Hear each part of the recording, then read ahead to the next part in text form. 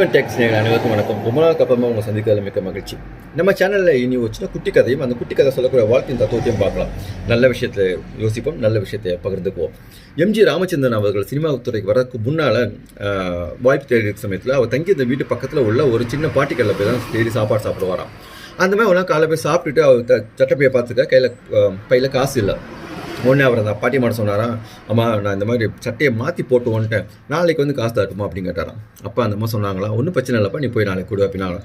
Okay, இவர் 2 step நடந்து போயிட்டு மட்டும் திரும்பி வந்து கேட்டாரா, ஒருவேளை நான் நாளைக்கு வந்து காசு கொடுக்காட்ட நீ என்ன பண்ணுவ அப்படின்னு கேட்டாங்க. அந்த அம்மா சிரிச்சுட்டு சொன்னாங்களா, நீ கொடுத்தா அது லாப கணக்கு, இல்லைன்னா அது தர்ம கணக்கு அப்படின்னாங்களாம். இந்த ஒரு விஷயம் அவரை ரொம்பவே சிந்திக்க வச்சிருக்குது. பிற்காலத்தில் அவர் நிறைய தர்மம் பண்ணுறதுக்கும் நிறைய விஷயங்களை அவர் பாசிட்டிவாக பண்ணுறதுக்கும் இந்த ஒரு சொல் யூஸ்ஃபுல்லாக இருந்திருக்கு அப்படின்னு அவர் சொல்லியிருக்கிறார். என்ன அப்படின்னா, நம்ம வாழ்க்கையில் என்ன நடக்கு அப்படிங்கிறத விட நடக்க விஷயம் எப்படி எடுத்துக்கிறோம் அப்படிங்கிறதான் வாழ்க்கை. Think positive, do positive, all will be success. Thank you.